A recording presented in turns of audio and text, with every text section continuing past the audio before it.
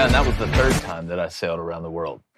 Welcome to another Flaming Dragon Friday. To my left, former Michigan quarterback David. It's Flaming Dragon. Who can sail around the world 3 times and not get that right? Y'all know who. What a start. Right. Yes. Go ahead and play it. Go ahead and play it. This is Flaming Dragon. It's like a circle. One big circle. 1.5, fellas. 1.5. Are you locked in? I didn't think so. It took you too long to answer that. I've been locked since I stepped in the door, even though I can't say dragon right. Have a hell of a show for you today. Is Alabama at a disadvantage now in college football? We're going to play a little punt or go with North Carolina hosting Hard Knocks, and also give you our locks, leans, and dogs. And we are 24-8 in our last 32 picks. Got to stay hot. We're like the little what are those called? Do you remember the? Well, now you screwed it up. The gremlins looking things. You pour water on Harry them? Potter that guard the bank. Those little trolls. Those little trolls. That's like us in betting. It is right now. I like what you did there. Welcome to Crain and Company. Great start.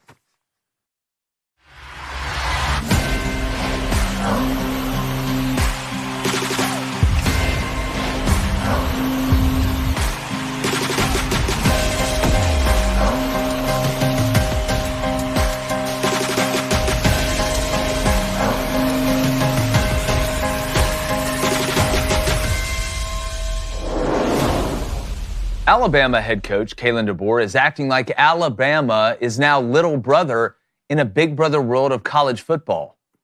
What? Here's literally a direct quote from the Crimson Tide head coach.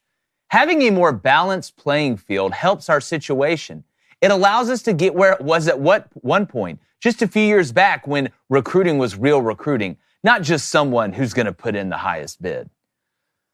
This is the softest thing I have seen at Alabama football since the Mike Shula era. Now, is Alabama the richest school in the nation? No, they haven't been. But you just signed the number 3 ranked recruiting class in the country, and you have every advantage you could ever ask for. Hell, y'all have been the fat kid on the seesaw for almost a decade and a half in college football. Real recruiting? Before NIL was legal, everybody cheated. But Alabama was the best at it. Nick Saban had more pull than any coach that I can remember. You were all over ESPN, including your annual spring game, and have been and still are treated like royalty amongst peasants. So excuse me if I don't shed a tear for Alabama acting like they're now Oliver Twist. But if you're an Alabama fan, you may even agree a little bit with what he said. But why would you even say that? It makes you look weak. And even worse, soft. Alabama has built their brand on being the big dog that backs down from nothing. You know, no excuses in the facility, not a complaint factory that tries to gin up empathy. All in all, I think this is a bad look and quite a take from one of the supposed biggest brands in college football history. David, look. I'm not sitting here saying that Alabama has more money than Michigan, but we can also not sit here and pretend like Alabama hasn't had the most built-in advantages, gotten the benefit of the doubt in everything they've done, and had the most famous and coach with the most pull of all time with Nick Saban. Tell the people about the calls today because I want to hear what they have to say about this. But then, please tell me I'm not losing. Well, I just don't understand why you're being so hostile to Alabama football. I mean, we're talking about a program here that hasn't won a national championship in like 4 years. Oh. They haven't had a Heisman Trophy winner in like 1,200 days or something like that. So I don't know where all this hostility is coming for this program here who's really, I guess, hit poverty. That's the way I understand it. But in a serious note, I do have some humble advice for the powers that be at Alabama. If you're going to say this kind of stuff, please do it on Crain and Company, first off, because that I would welcome. If you're not going to do it on this show, then maybe let's just stop talking a little bit, because it's hard to come off. Nick Saban set such a high standard of success that everyone else around the country who's not an Alabama fan already hates you and wants you to do poorly and to lose. This just makes it even easier when you try and play David when really you've been Goliath. Sure. And this goes for athletic director Greg Byrne, too, coming out saying, court storming or field storming should result in forfeiture. Like, the rest of the country doesn't need that ammunition towards your program. No. And again, your whole rep has been built on being Billy Badass. the we have everything, come to Bama, we have everything, we are the standard, we are Alabama. And I'm hearing from people that are pretty connected that are worried about this level of soft serve that Kalen BeBoer has put out. Really? And I'm from people that played there, from people that are still associated there, because look, you were never going to be Nick Saban. Nobody's asking you to be Nick Saban, right? But now all of a sudden you're the damsel in distress. Now all of a sudden it's too hard for you. Dude, you can lodge complaints. There's things about college football I think that need to be fixed. But me feeling bad for Alabama, it's like a rich kid yelling at homeless people about how bad his situation is to me. It's just a bad look. I know some Alabama fans will defend Alabama regardless. It doesn't matter. And I get it. That's part of it. But to me, Flamin' Dragon, this is just a new era at Alabama. The, oh, woe is me, and this isn't fair, and we're not a big dog. You ran college football for 15 years, and you can still run it. This is just a bad look to me. 1 year. It only took 1 year to figure out Kalen BeBoer is not the right guy for Alabama. 1 year. I mean, this is it. This is it. You either make it to the playoffs this year or you're done. When's the last time something positive has come out about Alabama football? I'll sit here and wait. Well, they have the number 3. Why can't we go back? Let's go back to the old days where Nick Saban and Bill got all of his recruits from relationships, opportunities, and going to the NFL. Yes. That's how he got all of them. Alabama's talking about a balanced playing field. What world am I in? What realm am I in? Is Rome burning? Do I get to live in the days where I see Alabama's Rome now? It was the biggest, the best, the baddest, the best warriors, the best looking girls. Now they're just acting average.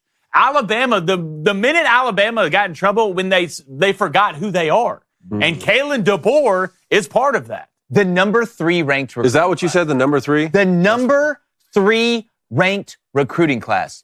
You want me to feel bad for you? Like, this just seems like the only child that when he was 6, the parents had another kid. And now all the toys aren't his. And he doesn't get all the attention, right? It screams weakness. Did you read exactly what he said yet? I read exactly what he said. Okay. Having a more balanced playing field helps our situation where recruiting is real recruiting, not just someone who put in the highest bid. Bro, you got the number 3 ranked recruiting class. What are you saying? Like, it's tone deafness. I think it's tone deaf. You can even believe this in your mind, but don't say this. Like, Bama's bleeding right now. I'm telling you, they are bleeding. They are a stuck pig right now, and they are bleeding. And Kalen BeBoer is not helping their cause. He's not helping their Basketball school? Nate Goetz?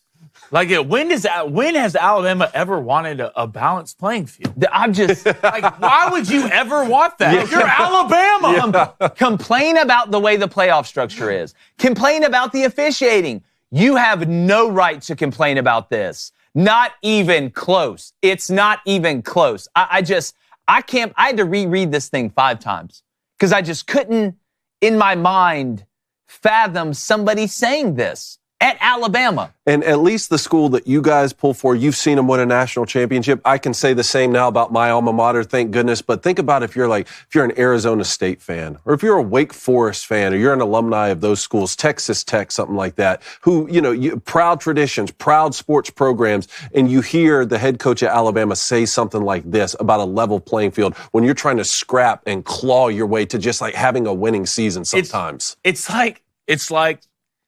It's like watching girls, like drug dealers and girls with the OnlyFans going to buy their 6th car, and you're just waking up and being a good person and going to do your job. Yeah, do like your minimum wage job about stuff. Yeah, that's what it feels like. Well, there is literally a picture in Alabama's facility that says no excuses. No excuses. Yet your head coach is getting up here crying about it's not fair to Alabama with the number 3 ranked recruiting class and getting all these players in the transfer portal. It's just, why? It's wild. Why would you ever come out and say this? That's There's my whole somebody thing. not in his camp that he's going to talk to before he does this, saying, hey, you don't need to come out. Well, it almost feels like you're giving yourself an out for not performing well on the field. This is almost like you're setting everybody up for you to fail. That's what it seems like to me. Oh, we went 8-4 again, or we went 9-3 again and didn't make the playoff. But hey, it's not us. It's not a balanced playing field. Bro, miss me with that. If you're at Mississippi State, I can understand you saying this. Okay, I get it. Arizona State, where Kenny Dillingham's out here having to sell pickles to raise NIL money after making the playoff. Like, it just coming from Alabama, I can't take this guy seriously anymore. And all these things I heard about, well, I went and watched him practice, and this guy, he's kind of soft with him, somewhat different. I was like, he's going to do it his way, whatever. But you just keep stacking softness up, and then you turn into a pillow. And that's what it feels like. But this is still a guy that I saw take a Washington team to the national championship undefeated, get guys like Michael Penix Jr. and Rome Odunze to go to Washington and compete in that process. This is still a guy I saw when he was at Indiana and he was a coordinator. They were cooking, man. They were one of the better teams in the country. Everybody ain't built for Bama. I know. I get it.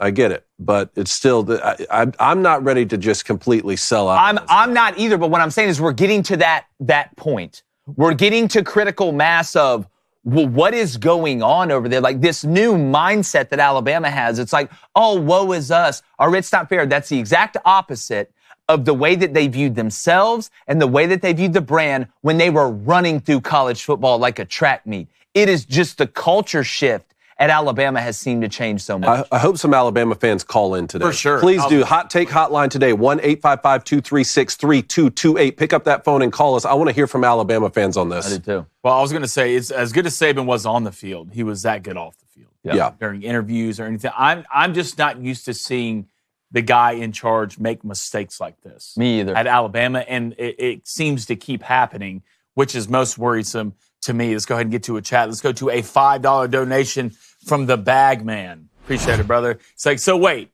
DeBoer wants real recruiting back? Does that mean Bama never used money before NIL? That's what I'm saying. Like, listen, I've said this multiple times going all the way back to the J-Boy show. Before, and Jimbo Fisher even said it, they were doing NIL before it was legal.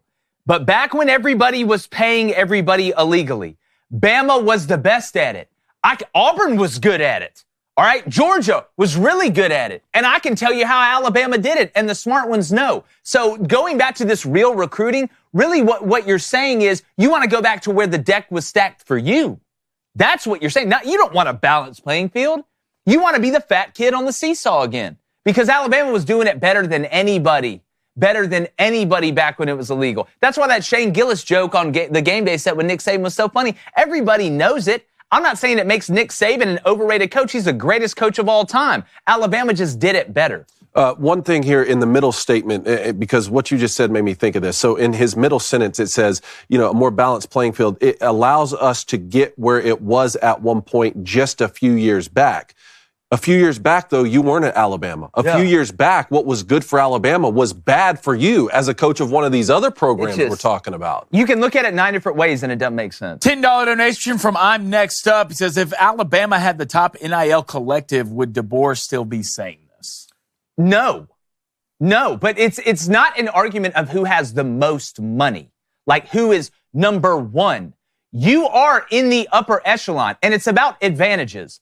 Alabama has as many or more advantages than anybody else. Go ask anybody in the United States, say the word, name one college football team. I bet Alabama's probably 60% of what people say from Minnesota down to Florida. This is just soft, man. It's soft. And maybe he will win a bunch of games. I don't know. But going about it this way, I think is a mistake. Let's go to Big Matt. He says, get out of my ear. The times changed. The GOAT is gone. It's pay for play now. What Auburn has done, they're the second team on the list for money spent behind Texas. Do you think that has anything to do with it? Look, I'll never get upset for politicking for more money, but there's a way to go about it. So if the argument is whoever has the most money, that's how it's going to work, then why didn't Auburn finish ahead of Alabama in recruiting? If that's all it is. That's all I have to say to that. Mm-hmm. Quickly, before we get to the poll, $5 donation from Hayes. Appreciate it, Hayes. The only thing worse than this situation is it's a dragon shirt from the last show. Also, I think they should hire Nate Oates. Yeah, the last thing. I'm never wearing that shirt again. Burn it. Never again. Wardrobe, if you're watching, I'm never wearing it. And there's a way to subtly criticize the state of college football and aspects that you don't agree with. About coaches across the country do that. I have no problem with that. Without looking like this. That's exactly right. What was the poll? The poll is this a bad look for Alabama? I'm going to say yes. Big yes. Yes, 84%. I'm telling you, it's just a natural instinct, like human out in the jungle type thing. It's a bad look. And Alabama does not seem healthy. But if you want to get healthy, let me tell you about Lumen. All right, what is Lumen? Well, here's how it works. You simply breathe into your Lumen first thing in the morning, and you learn if your body is burning mostly fats or carbs. The companion app then provides you with a personalized nutrition plan for the day based on your measurements. You can even take your measurements before and after workouts and meals to understand exactly what's happening in your body in real time. If you want to lose weight, if you want to gain weight, if you want to make sure that you can stay where you're at and get in even better shape, this is your body's scouting report.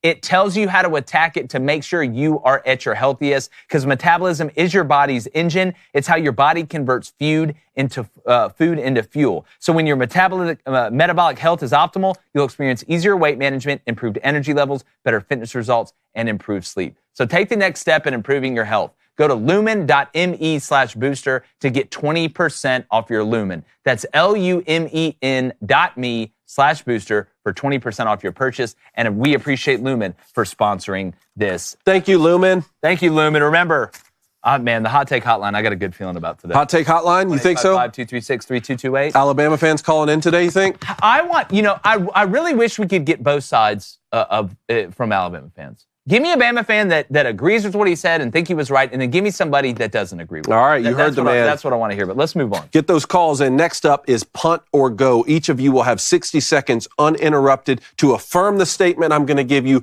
or to punt it and reject it. The first one up is Bill Belichick and North Carolina are going to be featured on Hard Knocks this fall after the NFL Films couldn't find an NFL team to feature this year. That's a story in and of itself that we need to talk about at some point. But as far as Bill Belichick and North Carolina, Hard Knocks College Edition this fall, this is a bad idea for Belichick. I'll start with you, Punt or Go. I'm gonna go. There's a reason that Hard Knocks couldn't find an NFL team to do, because they all sucked when you go on Hard Knocks, because it's a distraction.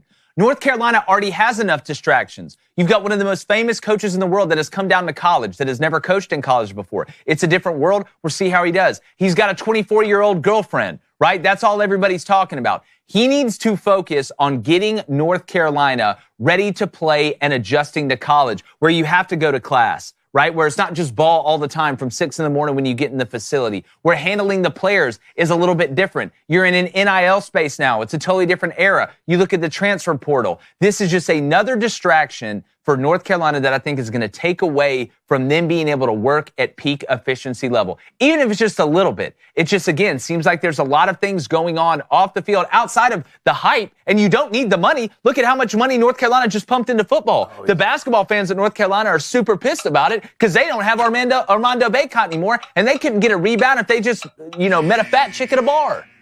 Talk about level the playing field.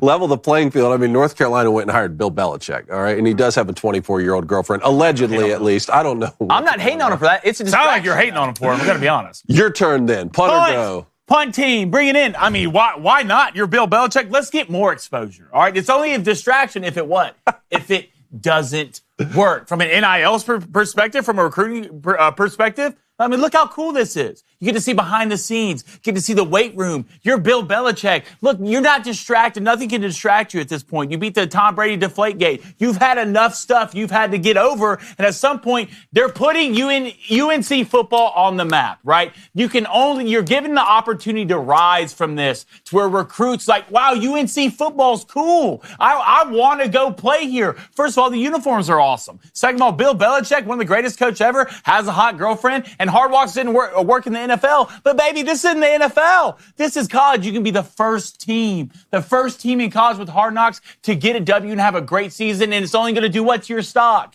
Elon Musk, you're rocketing, baby. So in the NFL, it's not really a flex, to his point, because everybody sort of gets an opportunity, or any NFL team could be asked, and they're not recruiting guys, you're drafting guys, maybe affecting free agency. But on the college level, is he right on that at least this is a flex to be able to get Hard Knocks at the college level to get recruits in? You don't need more exposure.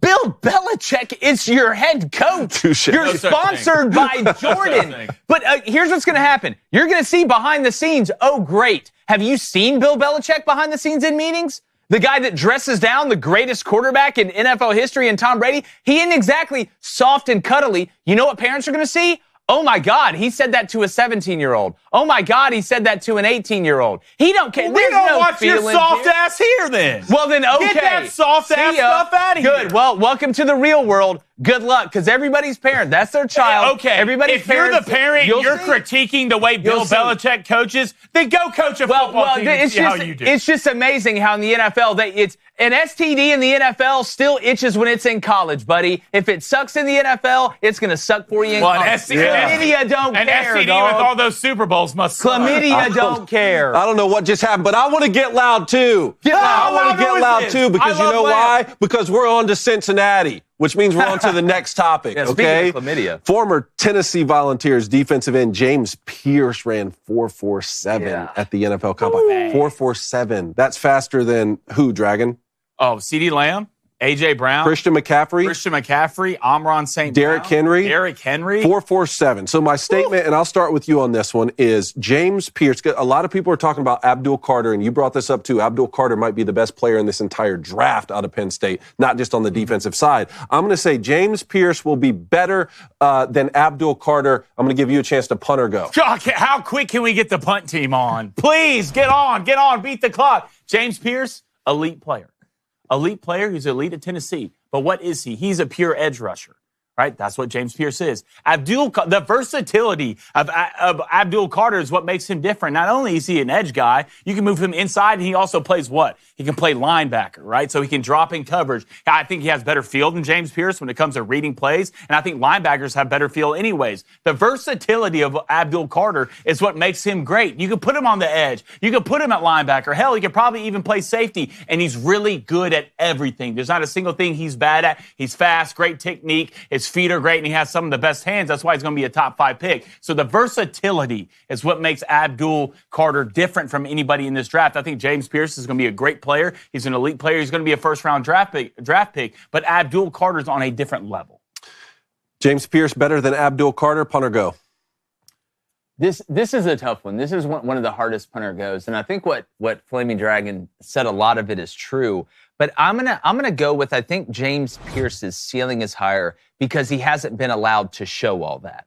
I think if James Pierce was in a system, and look, Tim Banks does an incredible job. I'm not critiquing Tim Banks. But I think once James Pierce gets a chance to show off his versatility, that's a word you use. You know what I call versatile? A guy that's that size that can run 4.47. I'm sure his ass could probably play linebacker. I'm sure he could drop in coverage, but he wasn't asked to do as much as Abdul Carter was. So I think we don't know. Well, you know, it's your typical 4-down stuff. But when I understand why Penn State put Abdul Carter in more of those situations than Tennessee did with James Pierce, because the system was a little bit different, but the personnel around them was different as well. I don't think we've seen the ceiling of James Pierce because he hasn't been allowed to do all that. Now, in reality, would I think you'd be an idiot for drafting Abdul Carter before James Pierce? No, I think this is one of the situations where both guys can be really elite players. I just don't think we've seen James Pierce be allowed to do things like that. And if he is in the NFL, I think his upside may be a little bit higher. All right, next one up here. Former Alabama quarterback Jalen Milroe will throw at the combine,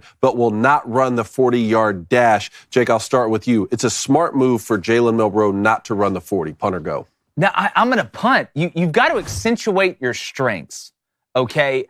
And one of the things, and everybody loves a fast 40 time. Hell, we just got done talking about it with the defensive end, with James Pierce. One of the things that can maybe in some guys' minds in the NFL make up for a lack of being just a fantastic passer is your athletic ability. Because again, look at all the guys we've seen move up and maybe get drafted ahead of where they should be because they had an incredible 40 time. What if Jalen goes out there and runs 4.41 and he's the fastest quarterback there at his size and his strength? I think that could make up for him going out there kind of like he did at the Senior Bowl and not looking like Drew Brees as a passer. I think that could be the one thing that could save him and let his stock either stay or maybe even rise. And who knows? What if you go out there and run a 4.41? You're throwing on air anyway, so it's almost hard to screw up. And you add that with a good performance throwing, I think you could have doubled up. This just feels like a missed opportunity. I would rather him run the 40 than throw. I'd rather him run the 40 than throw, and then throw on his pro day at Alabama to receivers he knows. Smart move not to run the 40. I'm going to agree with you here, Jake. I know why the reason he's doing this. I don't know if y'all remember. Lamar Jackson never ran the 40. Never ran the 40, and the reason why he didn't run the 40 because he didn't want coaches to see how fast he is, so they'll change his position. Jalen Milroe wants to play quarterback in the NFL. I don't think a lot of people want Jalen Milroe to play quarterback in the NFL. I think you could put him a receiver. Hell, you probably even put him at cornerback. But I think this is a bad look for him. At the end of the day, you need to do everything you can to move up. You didn't have a phenomenal season. You had, if anything, a below mediocre season to what you were compared to that season before. So you need to do everything you do, and especially what you're best at. And Jalen Milroe is a straight line runner. That is what he is. So if you're not, it's just not a good look. It's not a smart business decision, in my opinion. And, buddy, I hate to break it to you, you're not Lamar Jackson. I mean, I don't want to be an asshole when I say that. Well, no, it's just funny to me that not you, and I think you're right for the reason to do that, but we look at it as a bad thing that you could maybe play multiple positions. I know. You know who's like the second highest guy that's going to go off the board? Is Travis Hunter. Why is that? Well, one of the main reasons is he can play multiple positions. You got two choices, I think, if you're Jalen Milroe. One, you can go to the NFL and try and stay in the NFL. If that's at quarterback, if that's at wide receiver, if that's at safety or whatever. Or you can go be a quarterback in the UFL. That's what I think your two options are. Take the shot at quarterback. I'm not saying don't do that, but the fact that you're not good enough to say that. Lamar Jackson running was a different element too now. Yeah. He was a way better runner than Jalen Milroe was. He has everything. So it just comes off to me as kind of arrogant to say, well, I'm going to play quarterback or I'm not going to play in the NFL. Okay. Good luck with that. I hope it works out for you. But, I mean, hell, look at Justin Fields right now. Yeah. And I didn't think Jalen Hurts was going to have a great opportunity to be a franchise guy at the NFL level, just with some of the deficiencies in accuracy coming out of college. But then he goes and spends a year at Oklahoma, and now he's a Super Bowl champ, Super Bowl MVP. So you never know how guys can develop at the next level, but we'll see. Maybe he'll have a great throwing day. Yeah, and look, I like Jalen Milroe. I think as a teammate and as a leader, for sure, he's fantastic. But, you know, at the end of the day, man, a spade's a spade. Like, it just is. And if he had a phenomenal year this year, I could understand it. It'd be different. If you were in Shadur Sanders' shoes or Cam Ward's shoes, okay. Maybe even Jackson Dart. But you're not, especially after what happened at the Senior Bowl. You need to be accentuating your strengths. If you look good in blue, wear blue to the press conference, dog. Like, accentuate your strengths. Let's go to the chat. All right, let's go to a $5 donation from the Future Star. Appreciate it, man. He says, do you see Abdul Carter playing multiple positions in the NFL, or do you think he's just going to put his hand into the ground? No, I think you're going to see him play multiple. And you know, again, when you have that much more time in the meeting rooms and the way the NFL is when compared to college, it kind of behooves you in a way that gives you a chance to kind of absorb more of those positions. But Abdul's already done some of that. So your job is to put your best players in the best situations. And Abdul Carter's a guy that never has to leave the field. First down, second down, third down and short. First down, second down, third down and long. You want to have your best players out there, just like in basketball. Some guys are stretch fours that can play the three, right? Some guys are two that can play the three. You want your best lineup out there. A 99-cent donation from Michael Stem. Appreciate it, Michael. Is Milroe a better NFL prospect than people think? He has good arm strength and his mobility is elite, but is he accurate enough to be an NFL quarterback? I don't think so, but if you're ever going to come out in a year, come out this year. For sure. This is the best year to come out if you're trying to raise your stock as a quarterback right now. And to me, when it comes in, tell me, Coney, if you agree with me or disagree with me here, but it seems to me that in the NFL, if I had to pick with a quarterback, I would rather you be more accurate and less mobile, right, than less accurate and more mobile, because you can't get away with things in the NFL, even that you could get away with in the SEC. And I think a lot of college coaches would say the exact opposite, certainly in high school. But at the NFL level, I mean, look at all of the intangibles that Anthony Richardson brings, right, with the arm strength and the speed and the strength. And the Colts are now saying we're trying to bring in someone to compete with him. Yeah, well, if it was just about arm strength, Joe Milton would be the best quarterback there ever was. Marcus Russell would still be playing. For leaning back. $20 donation. Appreciate it, man. From I Love Debate. Who is the better NFL prospect and who would you take first? Jalen Milroe or Quinn Ewers? This one's that's tough because of the injuries for Quinn. True. And Quinn is more accurate than Jalen. There's strengths that Quinn has that Jalen doesn't, and strengths that Jalen has that Quinn doesn't. To me, I would actually go Jalen. Because I think if it doesn't work out at quarterback for Quinn Ewers, whether it's you can't stay healthy or you can't hack it, then there's no other option other than holding a clipboard. Jalen Milroe may be... Is the answer just whatever team, which team drafts the guys? Possibly. I'd go watch every single throw they ever made at the college level, which, when you're talking about this sort of money, these GMs and scouts should already be doing, and I think they probably are. But for, the minutia, when it comes down to a situation like that, I'd literally make a chart of every single throw throughout their career. It's so funny that two players can be so different, yet they could almost be even in where you would take them. Like that's what makes the draft so fascinating. All right, poll. Who won Punt or Go? Blaine, Jake, or David? David, I put your name in there. Thank you. Did I get any votes even though I didn't go? 17%. And I didn't even go. Pretty good. You didn't even I was setting y'all up great. You got 17% of the write-in ballot. You didn't even run. Jake coming in at a sturdy 30%, and Blaine coming in at 52%. They just feel bad. Collusion. Yesterday. That's what I'm you want to go to Rainbow Land? Yeah, no. At the end of the day. All right, phone lines are going to open up here in 10 minutes, right, Devin? No, they're going to open up now. Excuse We're going to get to you in a couple minutes, though, but they open up now. Yes, 1-855-236-3228. All right. Let's get to a couple reactions here, and then we're going to get to lots. Let's do it. First David, one up. Something happened up in your neck of the woods, too. Namari Burnett. Let's get to this Michigan come-from-behind buzzer beater against Rutgers last night. Rutgers. Finds Wolf. Look at this. Down one. Pass. And splash. There's Still in not much. second in the Big Ten. Dude, walk-off home runs and buzzer beaters. We get Sparty March 8th, I've hit I believe. a walk-off home run. I've never hit a buzzer beater before. Buzzer beater may be all the way up there for me. Buzzer beater, I think maybe the. But depends on what type of buzzer beater it is. Like a layup is a lot different from that. For sure. Like a half-court buzzer beater, full-court buzzer beater. Well, half-court and full-court, yes. But even like the Kawhi Leonard buzzer beater from the corner that like hit the rim and bounced up and bounced down and then bounced in. What's in the water in Michigan right now? I don't know. Michigan State hits a half-quarter the other night to win, and now Michigan hits one. So that keeps Michigan, second in the Big Ten? Michigan State and Michigan 1 and 2, and Sparty, I believe, comes to Ann Arbor. I think it's on March 8th. It might be in East Lansing, but there's still I think one it's more in game. East Lansing, because I think Michigan State went to Michigan. I think they beat us in Ann Arbor. That's right. All right, next one up here. Texas A&M signs a deal with Playfly. Dragon, you were telling us about this one. This is 15 years, $515 million. Insane. This feels like I can just see Dr. Evil putting his pinky up. That's a lot of money. What's this going to mean for the Aggies program? Well, I mean, you're just still rich. Like, I don't think money's the problem at A&M. Yeah. Y'all have had all the monies. Didn't they just have a guy sell, like a booster sell his oil and gas thing for like $4 billion? Yeah, I don't think the problem with A&M is, this is great. I'm not saying you don't want more money, but like, I think A&M fans would trade this deal for winning something big. Or just not being 8-4 at this point.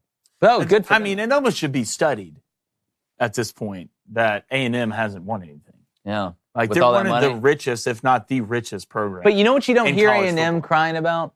Balanced playing field. They won nothing. They're the richest. Yeah, but still, like, it's I don't hear them crying. No, true. All right, next one up here. My quarterback coach at the University of Michigan, when I was there, Scott Loeffler, who was the head coach at Bowling Green for 6 seasons, made bowl games the last 3 years, will now be the quarterback coach for the Philadelphia Eagles. Good for him. Yeah, I'm excited for him.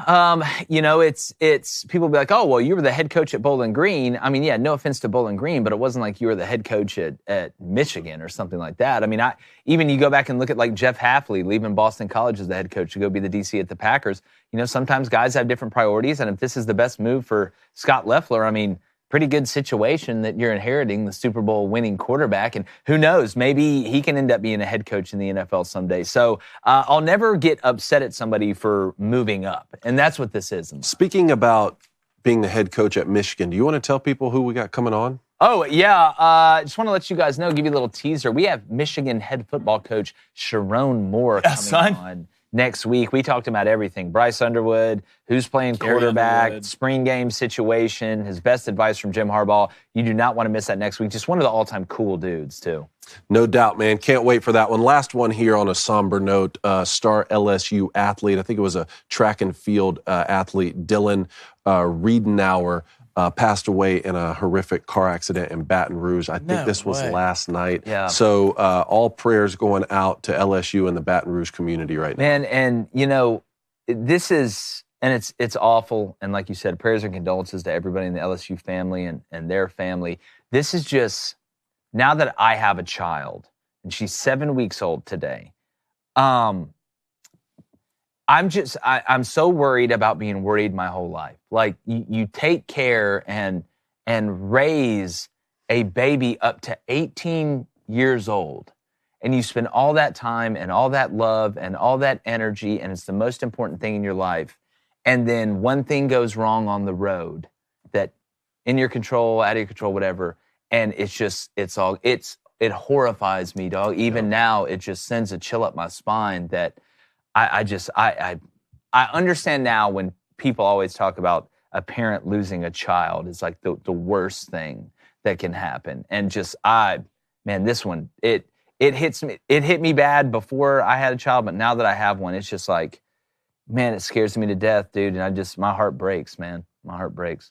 Absolutely. All right. Well, let's move on here to some locks, leans, and dogs before we get to these phone calls. The lines are now open, 1-855-236-3228. Guys, we are 24-8 on our last 32 bets. Yeah, I was going to say. 24-8. I think we're up like 14.5, maybe even 15 units. So we've got to stay hot for the love and the will of the American people and some overseas. Ready? So here's what I got for this weekend.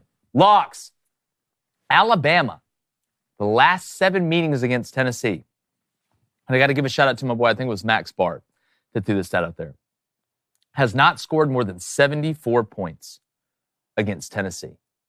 The over-under is 153.5 this week. So if Alabama matches their highest total points they've scored against Tennessee and wins, all covered by at least a touchdown, even if it's 74-73. So give me Bama, Tennessee under 153.5 at -110. Elite offense versus elite defense. Love the matchup. Then Missouri and Vandy.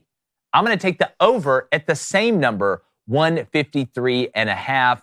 Missouri scores more than Matthew McConaughey on Sorority Row, and Vandy is sneaky offensively. The Edwards kids is nice. Sororities, we got to update. We got to update on that one coming too here. It's going to be put up this afternoon. Give me the over 153.5. Then my leans. Give me BYU.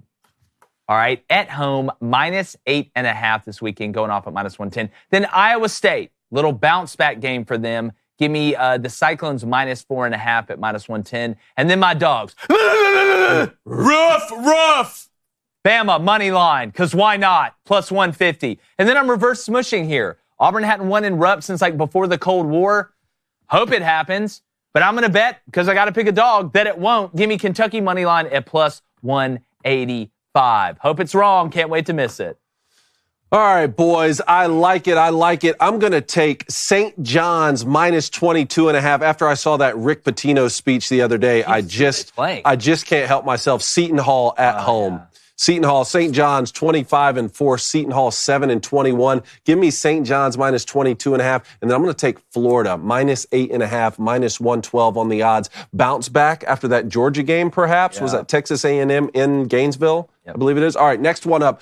I'm not making the same mistake I did last weekend when I took Illinois with the points against Duke. I'm going to take Duke -24.5, -110 on the odds. I know it sounds like a lot, but they're playing who? Florida State? Yeah. Yep. Give me Duke. I'm going to take Houston -15.5, -110. How do you feel about the under in this game? I always feel good about Houston unders. I rarely take Houston overs. The way they play defense, it's always just a struggle bus for the other offense. I like it. All right, my dogs, I'm going to take Alabama as well, +150 right there, going on the road to Tennessee. Seems like a lot of good value right there for a dog pick. And then Texas Tech +150, and they're going on the road to Kansas. And remember, Texas Tech, I think, ranked 10th right now, going on the road to play a Kansas team that just fell out of the top 25 for the first time in how many days? 1,477. 1,400 plus days. Give me Texas Tech on the road +150 at Kansas for some good dog value. All right, David, I love it. I know why you don't bark before dogs, but that's a conversation. So thank you. I appreciate that. Let's lock in. You know how we're going to lock in? We're going to lock in with locks. All right, Alabama +3.5, -108. Big trust here. Trust? Big trust. Take my hand. Let's walk down the walkway together. It's definitely not a Hugh Jackman, Jake Gyllenhaal movie. All right, Texas A&M +8.5. I'm believing in these guys this weekend. All right, I'm believing in the Aggies. New deal with Playfly. Who knows what's going to happen? It's going off at -110. Then my leans. Give me West Virginia plus 9.5. That's going off at -120. I don't think they win the game, but I think they keep it close. Give me San Francisco plus 8.5, -110. You know who they're playing, Jay? Is that high school team with the dude that plays girls basketball? Well, it's a high school team that's playing a what, in your opinion? A high school team. They're playing Gonzaga. Oh, they're playing Gonzaga? They're playing Gonzaga. Maybe Zags, get some man. sour straws no. at the concession stands during halftime. You always say you can't trust a team who have volleyball lines on the court. And then for my dogs, give me Texas A&M. Money line. Let's go, Aggies. All right. And then give me Vanderbilt. Plus 112. Believe. Believe, dog. Believe, guys. The 12th man of Crain and Company. Come on, right Texas there. A&M. Come on, boys. Then I say, yeah, go. Let's go. Maybe Aye. that $515 million will buy him some better dance moves. All right, here's the bets before we get to calls. Here's what I got for tonight. Not Kentucky. I said I wasn't going to do it. Kent State versus Akron. It's a battle, boys. Give me the over 154.5. That's going off at -135. And then UCLA and Purdue. Love this matchup now that UCLA is in the Big Ten. Give me the over 138.5. Purdue is going to win 76-72. Is that a guess? No, it's what it's going to be. It's a Vicky Valancourt situation. Did you bet the final score? Not yet. I will now. All right, Yeah, Kelly, he go don't ahead. believe in Sorry. it. All right. Why are you walking back over It here? was a walk-off. Was it 15 of my last 20 in college basketball? But you know what? I'm going hockey. What? I'm going hockey What are you tonight. I'm going to switch it up What before. are you doing? Hey, I'm beating this thing to the punch. I'm switching it up before they can switch it up on me. Betting gods won't get me. I'm going to That's what take they the want you to. Dallas Stars money line, hosting the Kings. That's -135. And then go ahead and give me the Avs Wild over 5.5 goals, -110. And that ain't no guess. That's what it's going to be. I'm still pissed off at hockey after the... Coming out of my cage. Give me Louisiana Monroe plus 18.5, because how bad can you be?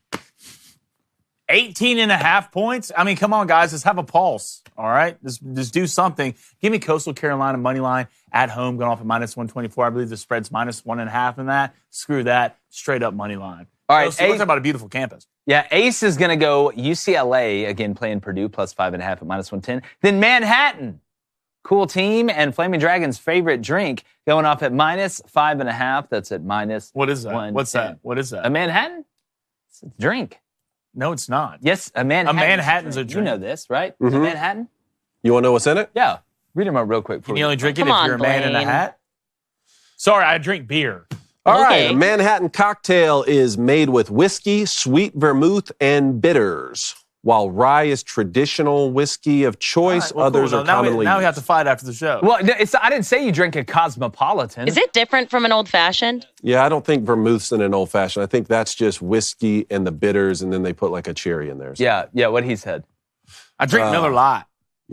you drink Bud Light. Yeah, you do. You heard it here Especially first. sandals. You're sponsored by Bud Light. I got callers on the line. Y'all want to talk to them? Yeah. You want to hear what Michael in Texas has to say? Can't wait. Michael in Texas, it's Flamin' Dragon Friday, brother. Come in hot.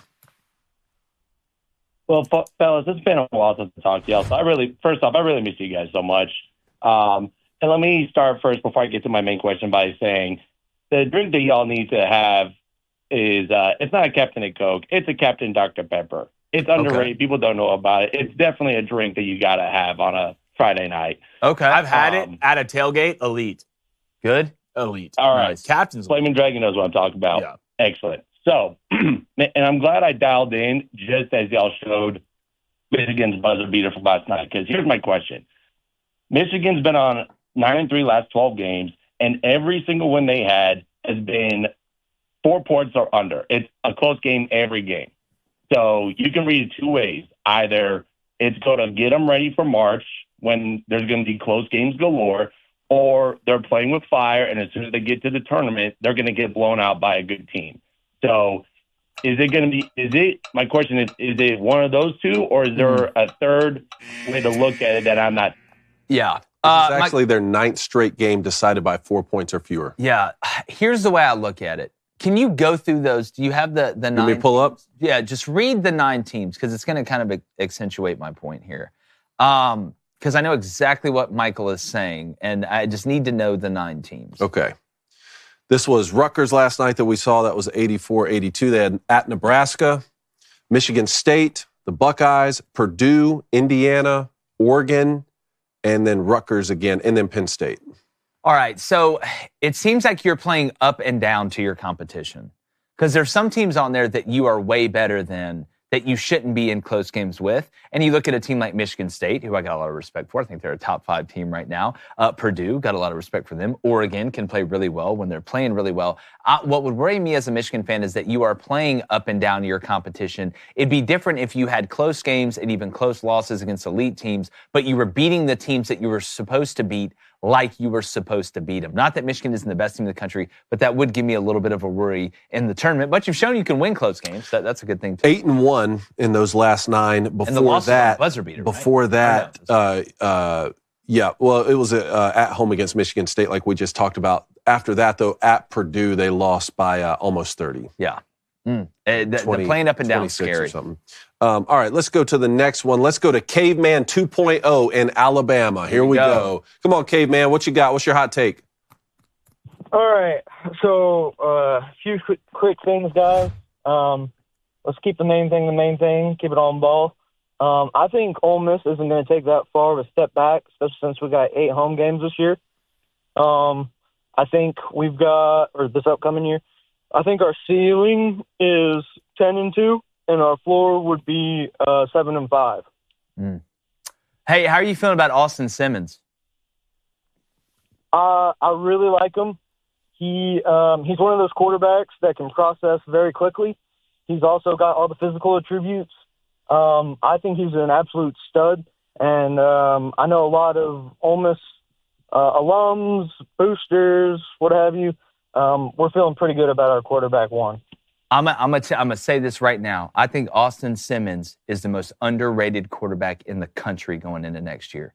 And you mix him with Lane Kiffin, and again, not just because he came in against Georgia and looked like he belonged, but when you watch him, this is also a guy that could be a Major League Baseball pitcher as a lefty out there just throwing frisbees. So he's a natural passer. He's a natural thrower. He's athletic. He's mobile. I don't think enough people are talking about him, but I think that's exactly what Ole Miss wants. The one thing I'm worried about Ole Miss is how is that line of scrimmage going to translate into next year? Because that's what had helped kind of separate y'all from what y'all were. It's the line of scrimmage.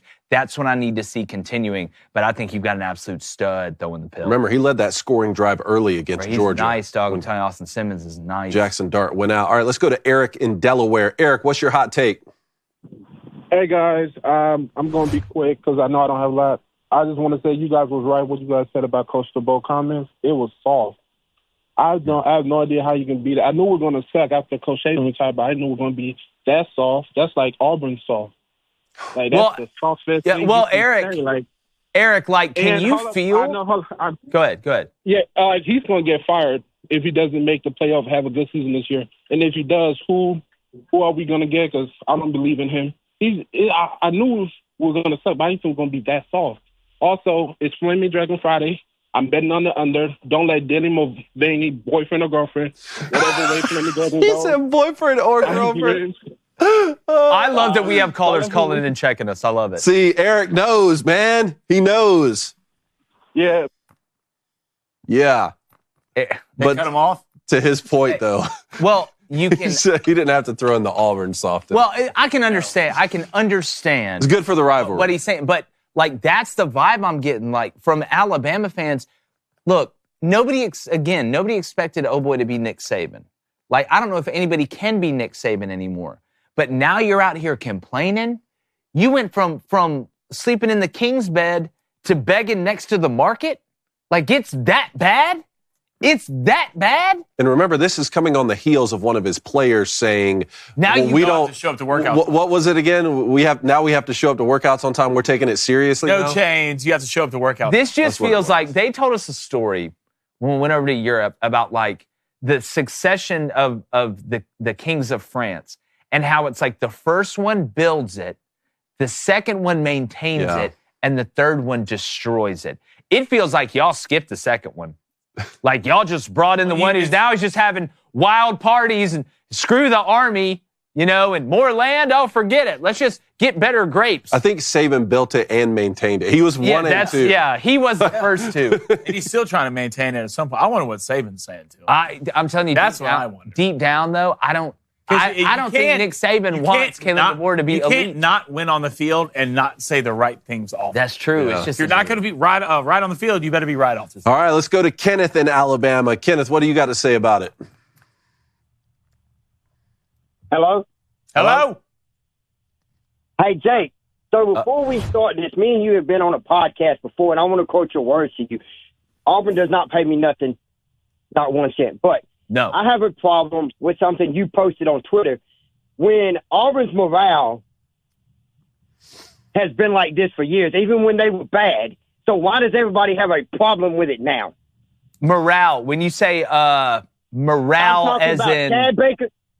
Go ahead. I'm talking about Chad Baker, Missouri, and all the stuff that they're doing. Auburn's been doing it for years, but all of a sudden, Auburn's number one and portably one of the best teams in the nation.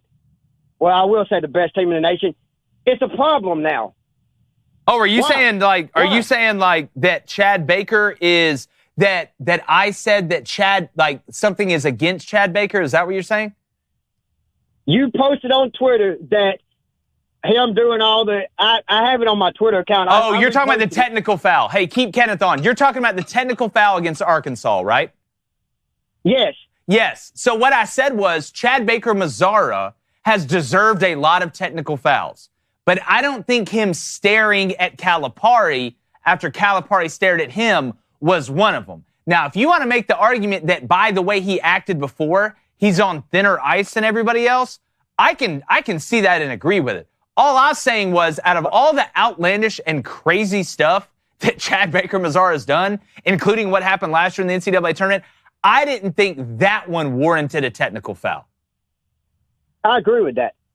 And I just want you to know, since you said you're going to take the money line and Rupp, I think Auburn destroys Kentucky and Kentucky. God, I hope you're right, Kenneth. I can get behind God, I hope you're right, Kenneth. Well, y'all spanked Ole Miss something fierce. What podcast were we on?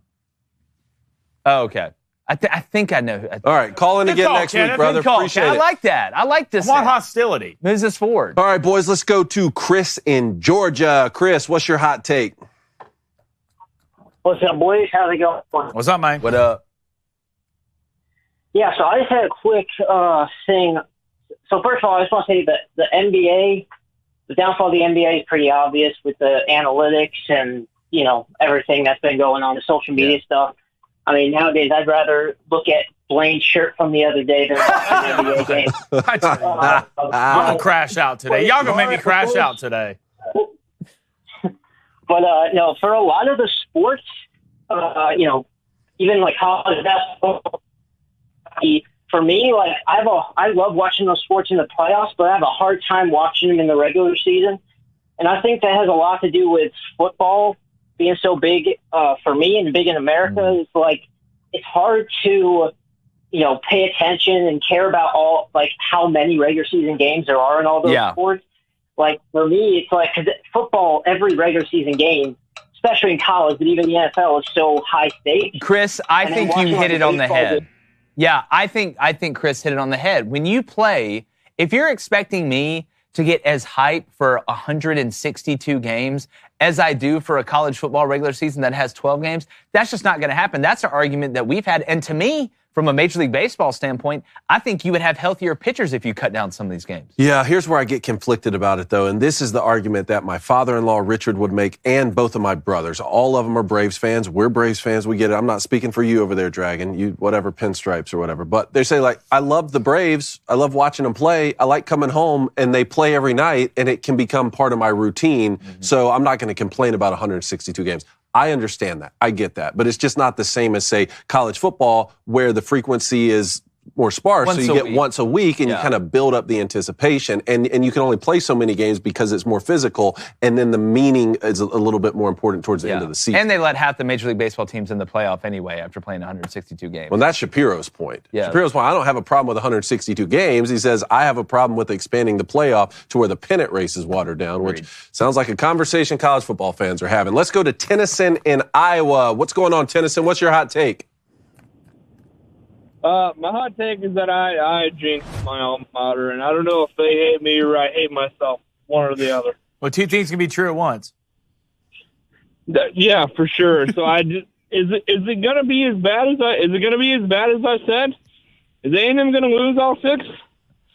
Well, Tennyson, No, they're here's Y'all got money now. No, they're not. You know why? Because I bet y'all money line to beat Florida. Well, see, here's the thing with A&M. They're had like money the entire time. Money's never been- that's what we were saying. Tennyson, like the way A&M operates, y'all do like the opposite of what everybody thinks is going to happen. Like the loss against Vandy, outside of it costing me a 10-leg parlay, which I'm not going to get pissed off about right now. I've already, walked around the building 4 times. That one shouldn't have happened. Now, give credit to Mark Byington and Vandy, but y'all will go down and beat Florida because you never know what's next. You always keep the people guessing. But y'all are in the tournament. There's going to be no drama. Just offensively, I worry about y'all, dog. I worry. Appreciate it, Tennyson. Congrats on signing that big money deal. Yeah.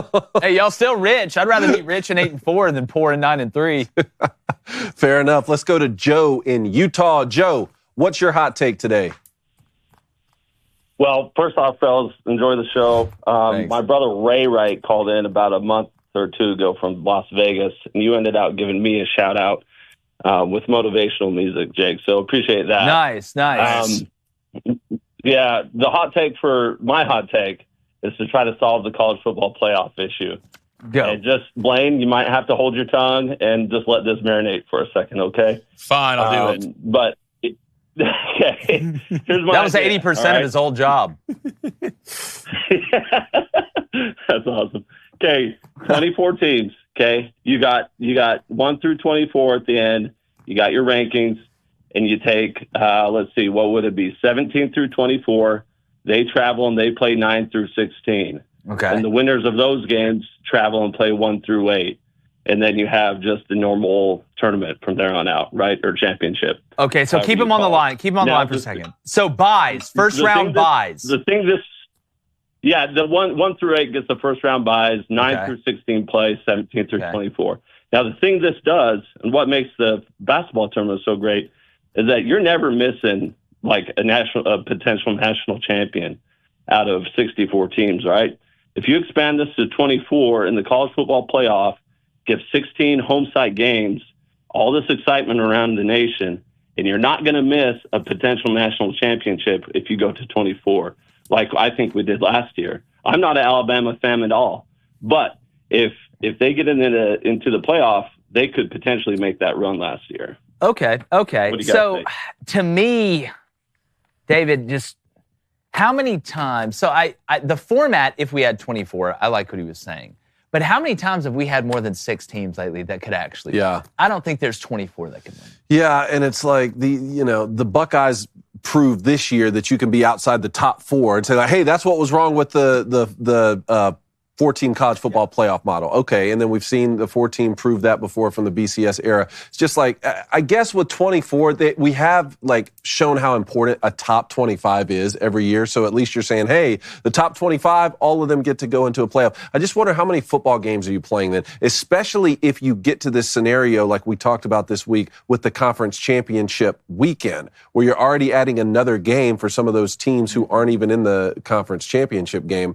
How many do you have to play then? If you have 12, then you'd have a 13th because you're at least going to be one of those top 6 in a conference to get for the automatic qualifier. Well, just don't even do the conference championships. Like you're adding 4 games. Well, do you even need the play-in games then because you've expanded so much? I don't know. But see, this is the bigger problem is like there's no perfect formula that can make everyone happy. So when we keep just saying, hey, here's a new idea that we could possibly implement, I think we're chipping away at the tradition of college football. 133-team playoff.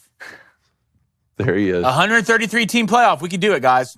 Bottom 10 teams, based on rankings, play 5 playing games. All right, winner joins the other 123 teams, creating a 128-team bracket. All right, 128 teams. I just don't. 64 to 32 to 16 to 8 to 4 to 2 to champion. 8 total rounds, seeding based on preseason rankings or past performance. Isn't that just the season? That's the season. It's the season, but with playoff. 24, 68, 133 to 100. Why not? That's where we're going. How many teams can we put in there? Just do it. Just rip the Band-Aid off, Dave. Don't play anything. Hold on. Here. How about new? Pretty good. That's it for call-ins today. Thank y'all for calling in. Yeah, great calls.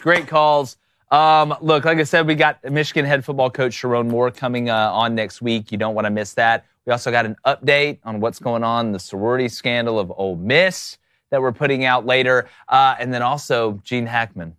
Gotta love it on that too, man. Oh, yeah, the under did hit. Oh, the under did hit. That's right.